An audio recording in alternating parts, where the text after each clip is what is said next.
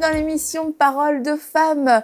Nous parlons toute cette semaine de l'équilibre, comment, mesdames, avoir une vie équilibrée. Et nous avons vu déjà hier avec notre invité que la première des choses à savoir était la volonté de Dieu. Et nous sommes depuis hier et pour toute la semaine avec le pasteur Nadège. Bonjour. Bonjour. Tu vas bien? Je vais très bien. Bonjour, pasteur. Bonjour, pasteur. Bonjour. J'ai passé une très bonne journée avec vous. Je crois qu'aujourd'hui, on va le passer aussi. Oui, Amen. vraiment, vraiment. Et tu disais hier que c'est une question qui revient très souvent de la part de toutes les personnes que tu rencontres un petit peu partout. Mais comment faire pour concilier et je pense que les gens veulent savoir comment toi tu fais pour concilier. Oui. Parce que hier, tu nous as dit, tu es pasteur, directrice d'école. Vous avez ton mari est responsable du groupe Gaël maintenant, mais tu chantes aussi dans le groupe Gaël. Vous avez le culte. Donc, tout ça, ce qui vous amène aussi à voyager beaucoup à l'extérieur. Donc, je comprends que les gens se posent cette question et te posent la question, mais je crois aussi que c'est une question que se posent beaucoup de femmes parce qu'on est tous dans des contextes différents, mais toutes on fait face à ce défi de l'équilibre. Il y a tellement de choses qui sont sous notre responsabilité. Alors, comment les faire? Comment bien les faire sans être frustré et tout en servant le Seigneur avec joie et tout en étant une bonne épouse, une bonne maman. Et c'est vraiment une question, je pense, qui revient constamment. Et nous-mêmes, dans nos vies, je pense qu'on se réajuste constamment pour marcher dans cet équilibre. Et aujourd'hui, on va voir un des ennemis que peut avoir l'équilibre, c'est la rivalité. La rivalité qui va amener des comparaisons, qui va amener peut-être aussi des jalousies ou de la confusion. Et une des choses pour avoir une vie équilibrée, c'est de savoir qui on est et quelle est notre identité. Exact, parce que une fois, j'ai eu un cas, une dame qui m'a dit, elle parlait, c'était pas vraiment gentil, au fait, c'était pas gentil. Elle me faisait une remarque pour me montrer que, comme si je négligeais les enfants, j'étais tout le temps en voyage avec mon mari, alors les enfants et tout. C'est pas parce que je suis en voyage que je m'occupe pas d'éducation de mes enfants. Et puis, quand elle m'a parlé comme ça, du coup, je me suis sentie mal. Je suis rentrée chez moi, je me suis dit, vraiment, elle a le temps de rester tout le temps avec ses enfants et moi, je n'ai pas ce temps-là. Et puis après, le Saint-Esprit est bon parce que le Saint-Esprit a commencé à me faire comprendre, mais elle n'a pas le même appel que toi. Et ça m'a permis d'enlever ces sentiments que je commençais à ressentir de culpabilité. Parce que quand je suis là vraiment pour mes enfants. Et quand l'appel, j'ai dit, le Seigneur, le Saint-Esprit m'a fait comprendre au fait que le Dieu qui t'a créé femme, qui a permis que tu te maries, que tu aies des enfants, que tu aies ces enfants-là, est-il injuste de te demander d'aller le servir? Non, Dieu est un Dieu d'équilibre, il fait toutes choses bonnes, il a bien calculé. Et je me dis, comme on l'a dit à l'émission précédente, trouver toujours l'équilibre, la priorité à un moment. Quelle est la priorité? Quand je suis chez moi, la priorité, ce sont mes enfants, c'est l'église et tout ça. Et quand j'ai compris que cette femme qui me parlait, elle n'avait pas le même appel que moi.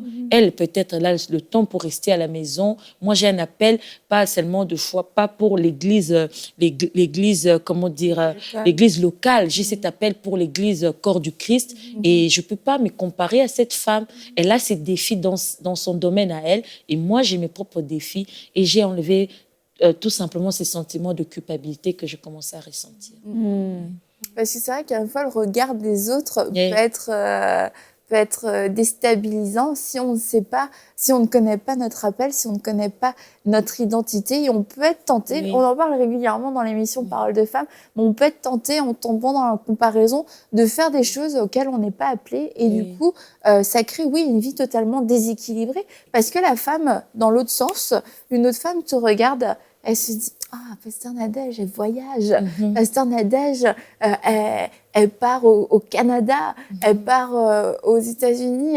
Et elle va se dire, bah, moi aussi, il faudrait que je fasse ces choses-là, peut-être pour servir le Seigneur. Peut-être que moi, je fais pas la bonne chose parce que je suis juste chez moi, juste en train de m'occuper de mes enfants. Mais elle n'a pas cette grâce, elle n'a pas cet appel de le faire. Et puis du coup, oui, elle va tomber dans un déséquilibre. Mais moi, je comprends pas. Je suis fatiguée. Quand je reviens, mes enfants, c'est le chaos dans la maison.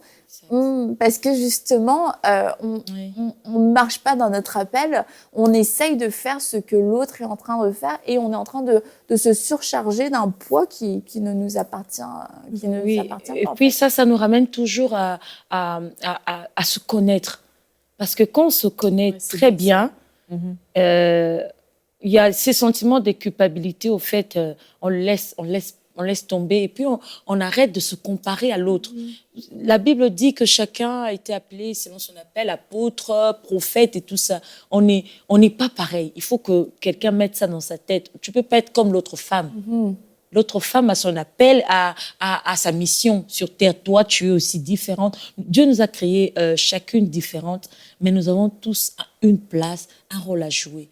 C'est plus comprendre qui tu es pour savoir quand jouer ton rôle, pour ne pas déstabiliser les autres aussi. En fait, c'est ça. Oui, et ça, c'est excellent de savoir qui on est. Qu'est-ce que vous dites, Pasteur Nadège? C'est vraiment quelque chose qui est clé pour éviter la comparaison. Dans le fond, si on sait qui on est, mais aussi, en parallèle, quel est notre appel par rapport à ce que nous sommes, ben, je pense que c'est comme ça qu'on va pouvoir trouver l'équilibre, demeurer dans cet équilibre et aussi ne pas tomber dans la comparaison et dans les rivalités. Parce que nous, les femmes, je pense que c'est quelque chose qu'on doit s'empêcher de faire parce que on a la pression de performer, on a la pression d'avoir une destinée absolument extraordinaire.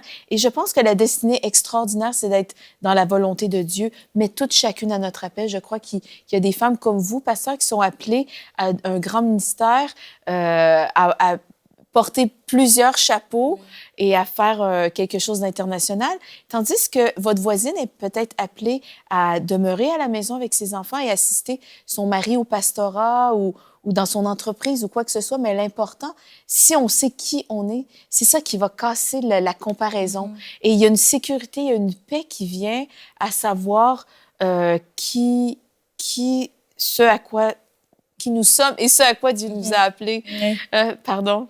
Oui. En même temps, cette femme qui reste à la maison ne peut pas se prendre comme inutile. Elle reste à la maison, c'est à quoi Dieu l'a appelée. Peut-être, comme vous savez, on revient toujours à Dieu. Dieu nous connaît. Ouais, c'est ça. Qui sait? Dieu peut-être sait qu'il y a quelque chose dans la vie de ses enfants, dans l'avenir de ses enfants à elle, qui demande à ce que un des parents soit en permanence là sur place. Parce que vous savez, Dieu nous connaît, il sait. Il ne peut pas donner un appel à quelqu'un à voyager et puis il y aura des problèmes avec les enfants après. Dieu sait. Si tu es une femme qui reste à la maison, ne pense pas que tu es moindre que celle qui voyage. C'est seulement chacun son appel. C'est pas que l'appel de l'autre est plus important. Peut-être important aux yeux des hommes, mais pas devant le Seigneur, parce que chacune de nous sera jugée par rapport à on dit qu'à celui qu'on a donné aussi beaucoup, on en demandera beaucoup. Et Dieu nous juge par rapport à est-ce que nous avons vraiment fait notre mission ou pas. Donc cette femme qui reste à la maison ne se considère pas comme moindre par rapport à ceux qui ont des ministères internationaux. Et notre mission, c'est vraiment de faire la volonté de Dieu. C'est vraiment, comme le pasteur Nadège dit, quand on va se retrouver devant le Seigneur, ben, on aura à rendre des comptes. Mais les comptes qu'on va rendre à Dieu, ce ne sera pas par rapport à ce que le voisin a fait, ce ne sera pas par rapport à ce que la voisine était mieux ou a eu des moyens qu'on n'a pas eu, a eu certaines choses. C'est vraiment par rapport à ce que Dieu nous a donné. Donc, c'est vraiment important de savoir, quand on cherche à définir son identité, qui suis-je, qu'est-ce que j'ai, qu'est-ce que Dieu a mis en ma possession. Et c'est avec ça que je travaille, en fait. Je ne travaille pas avec les moyens que Dieu a donnés à ma voisine. Je travaille avec ce que Dieu m'a donné. Et c'est ça qui me fait avancer, en fait. C'est pour ça que je ne vais pas me comparer à ma voisine. On est les membres d'un même corps. Et ma voisine a sa part à faire, j'ai ma part à faire, mais Dieu, il le sait. Il savait en me créant que j'aurais besoin de cette part-là. Il savait en créant ma voisine qu'elle aurait besoin de cette part-là. Et il nous a tous équipés. C'est vraiment important qu'on comprenne que nous tous, on est équipés et qu'on n'a pas besoin d'aller chercher l'équipement de l'autre. On a notre propre équipement et il faut qu'on ouvre les yeux sur notre équipement, qu'on bénisse Dieu pour cet équipement qu'il nous a donné et qu'on s'épanouisse dans cet équipement avec ce que Dieu nous appelle à faire. Parce que regarder tout le temps l'autre, ça nous donne de fermer les yeux complètement sur ce que Dieu nous a donné. Et c'est comme si on était en train de dire à Dieu, bah, tu ne m'as rien donné. Pourtant, il y a plein de qualités, il y a plein de choses que Dieu a mis en nous, mais on se prive de ça parce que les yeux sont trop ouverts du côté de la voisine. Donc vraiment, chacun de nous a reçu quelque chose. Prenons ça et faisons ce à quoi nous sommes appelés avec ça. Moi, j'ai comme une image, c'est comme si un parent, vous êtes allé à la boulangerie, vous avez acheté des croissants. Et vous revenez à la maison, vous avez eu 3 enfants. Et vous donnez le croissant au premier enfant, et le deuxième est déjà en train de pleurer. Il est déjà en train de chialer que, mais pourquoi moi, tu ne m'as pas donné? Mais tu avais quelque chose aussi pour l'autre. Et quand on vit dans la rivalité, c'est ça. C'est comme si on a l'impression que Dieu n'a béni que cette sœur-là et il n'a rien en réserve pour moi. Or que c'est faux. Donc, déjà, marcher dans la rivalité, ce n'est pas faire confiance à Dieu, que ce qu'il a donné à cette sœur, il a aussi une provision aussi pour moi, qu'il a donné aussi pour moi des choses à faire par rapport à au plan qu'il a pour moi. C'est donc déjà de manquer d'avoir confiance en Dieu. Et le deuxième aspect aussi, c'est que on connaît juste un seul aspect des choses. Quand tu vois quelqu'un, quand tu nous vois ici à la télé, ben, tu vois juste l'aspect de 30 minutes à la télévision, mais tu ne vois pas toute la préparation qui vient avant. Et on en parlait justement avant l'émission, je racontais une situation que j'avais vécue, mais que les personnes, quand ils m'ont vu à cette conférence, non seulement vu que j'étais arrivée, mais ils n'ont pas vu ma journée qui avait commencé des heures avant, tout ce qui avait dû être fait avant d'arriver à ce moment-là. Donc, des fois, quand on se compare ou quand on rivalise quelqu'un, c'est qu'on n'est même pas... Est-ce que vraiment, Seigneur, si tu me montrais la vie de cette personne, mais dans son entièreté, est-ce que je vais quand même la rivaliser? Parce que là, tu vas te rendre compte que, oh non, il y a des sacrifices à payer avant de faire un concert, mais il y a des tests de son à faire, il y a des répétitions à faire. La chanson, elle a chanté 100 fois avant de la chanter cette journée-là. Et c'est là, quand tu te rends compte de tout ça, tu te dis, ah, c'est vrai, peut-être que ce n'est vraiment pas pour moi. C'est mieux de l'écouter chez moi. Et puis, j'ai une illustration par rapport à l'équilibre. Vous pouvez avoir devant vous 2 personnes. L'une, elle est très élancée et l'autre, elle est courte. Maintenant, on vous demande de regarder chez les voisins. Celle qui est courte, elle ne sait pas voir parce qu'elle a cette taille-là. Et quelqu'un, pour aider, prend un tabouret, il donne à celle qui est courte, elle monte dessus et puis elle peut voir chez les voisins. Vous ne pouvez pas dire que la personne, elle est injuste pourquoi elle n'a pas donné à l'autre. Mais l'autre, elle est déjà élancée. Elle sait voir déjà chez le voisin. Il faut donner à celle qui ne sait pas voir. Au fait, je veux le tabouret. Pourquoi tu voudrais le tabouret? Il faut donner à celle qui en a besoin pour qu'elle arrive aussi à voir chez les voisins. Au fait, c'est vrai, on est humain. Ce sont des sentiments, de fois, des rivalités qui servent à rien en y réfléchissant. Parce que Dieu n'est pas injuste. Il sait pourquoi il a donné à tel, il sait pourquoi. Et nous sommes complémentaires.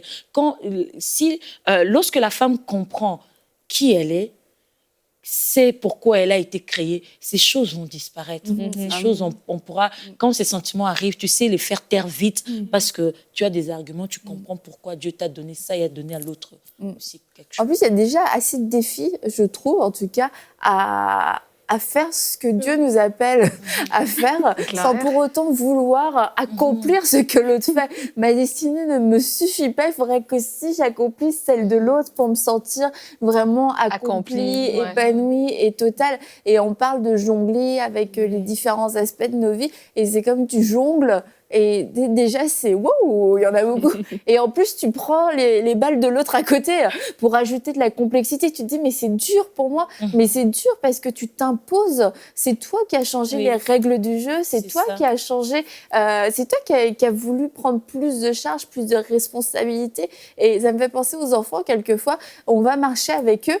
Et puis, eux, ils font 5 fois la marche. Ils avancent, ils courent, ils reviennent, ils avancent, ils courent, ils reviennent.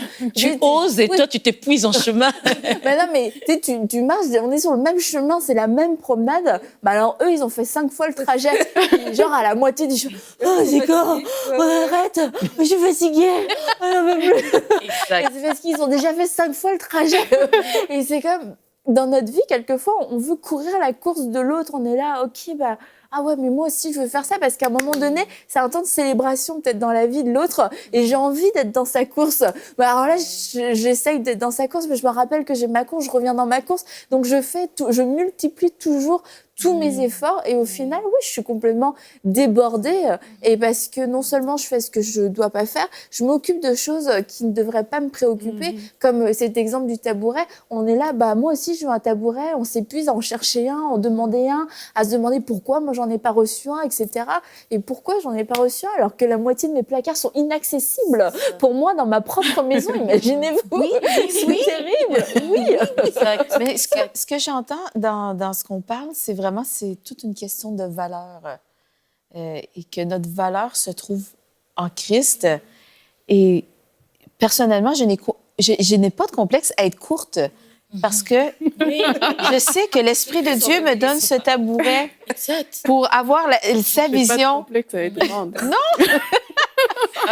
mais je pense pour faire ce que vous faites, et je pense on est 5 ici sur ce plateau, et je pense qu'on a toute une valeur en Christ et on a compris cette valeur que nous avons. Et je pense qu'on a compris ce que Dieu nous a donné, la manière que Dieu nous a créés. Comme vous avez dit hier, Pasteur Nadège, il a pensé à nous dès le sein de notre mère.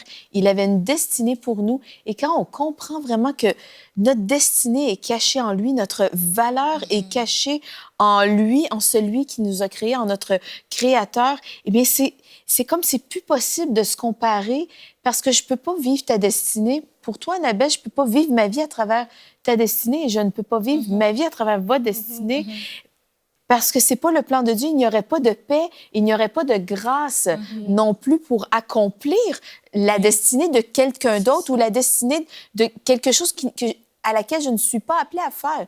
Donc, je serais constamment dans des combats, dans des luttes interminables, la paix absente complètement. Et je pense que à ce moment-là, tout revient à la valeur que j'ai en Christ. Et je pense que sûrement vous avez trouvé votre valeur pour être vraiment confiant dans ce que vous faites. Vous savez que vous savez. Je vous écoute parler. Vous êtes vraiment en paix avec votre appel. Vous n'avez pas de complexe, même par rapport à cette femme qui vous a dit que vous ne preniez pas bien soin de vos enfants. Et l'Esprit de Dieu est venu vous consoler.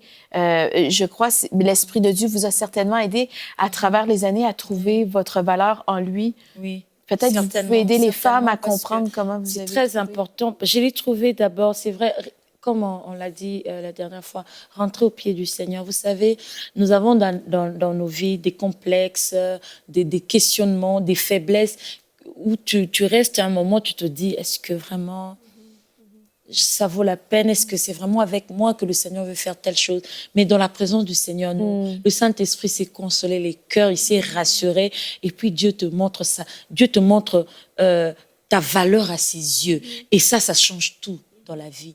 Moi, j'ai eu des moments où je me posais des questions, je voulais me comparer aux autres, pourquoi ça arrive à telle chose, pourquoi je ne suis pas comme l'autre, pourquoi des choses dans ma vie, ça ne se passe pas comme dans la vie de l'autre.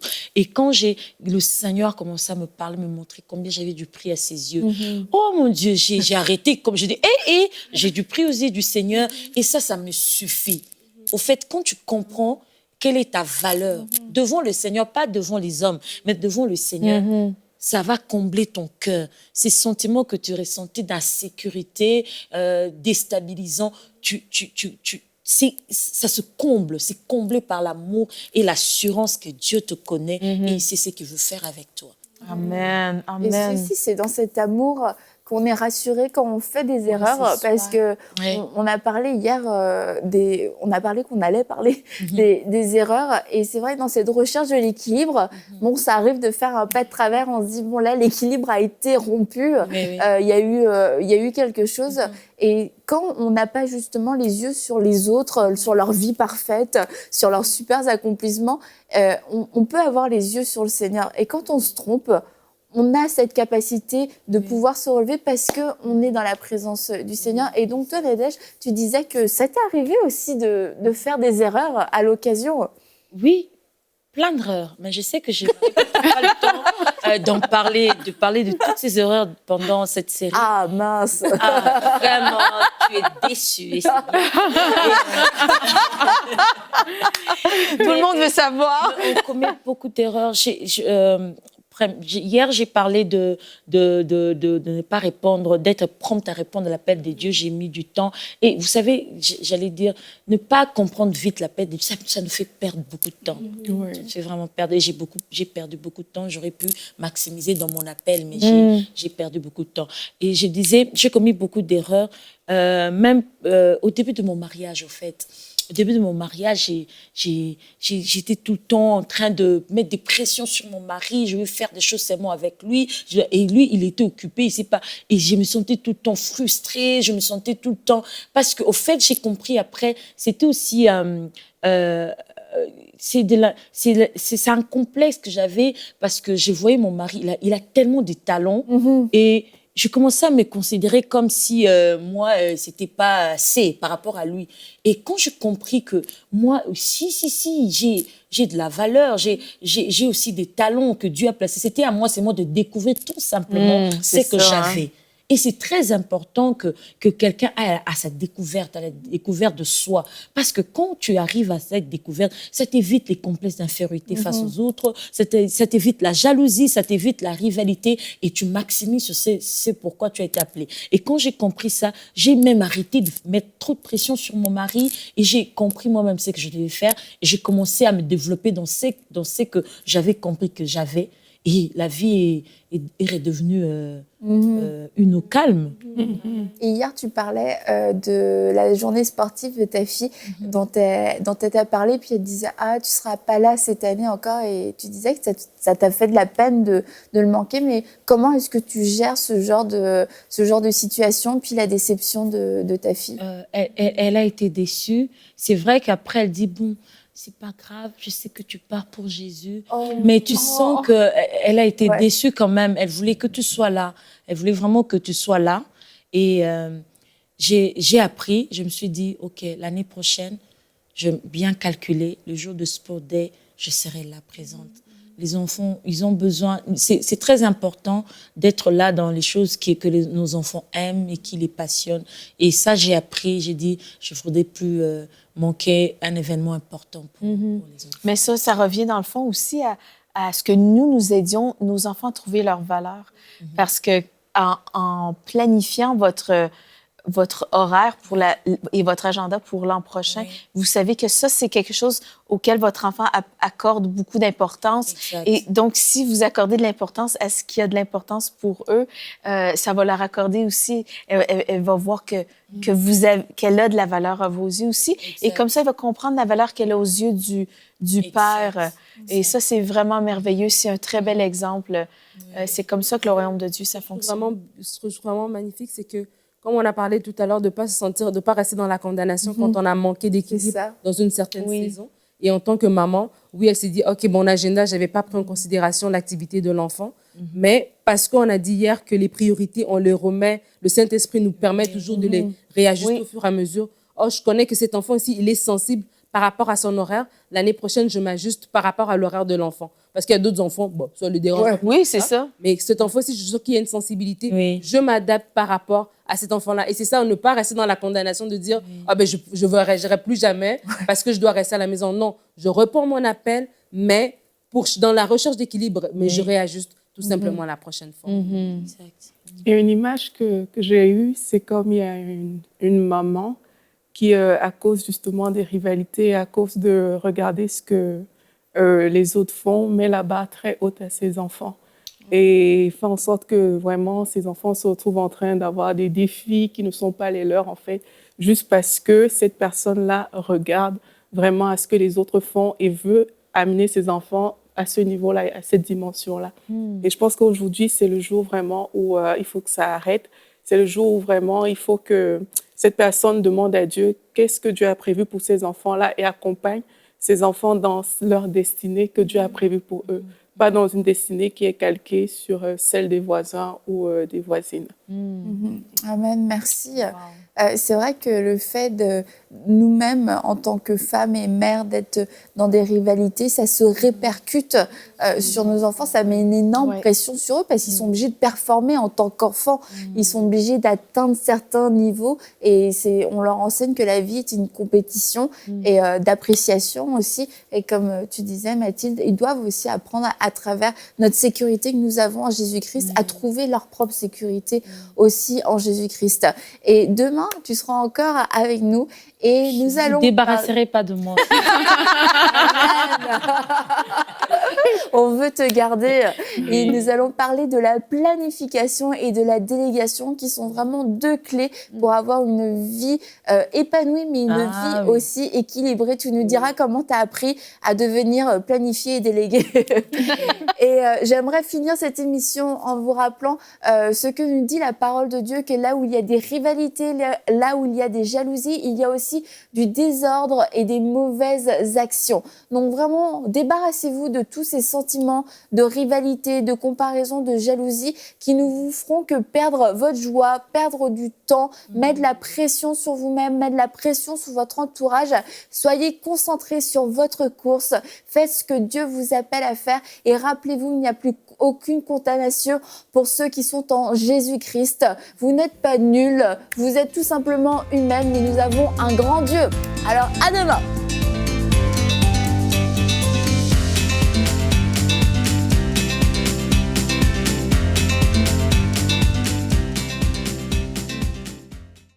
Et la bonne nouvelle, c'est qu'on a l'opportunité d'élargir la diffusion en Afrique et en France à travers les bouquets Canal+, la Freebox et le satellite Eutelsat. Cela nous permettra de toucher des millions de nouveaux téléspectateurs. Et pour que cela soit possible, nous avons besoin de 1500 visionnaires qui s'engagent à donner 1 000 € ou plus. Ensemble, nous allons relever ce défi. Vous pouvez faire votre don sur emcitv.com en une seule fois ou en plusieurs mensualités. Dès maintenant, donnons pour amener EMCI TV à une nouvelle dimension.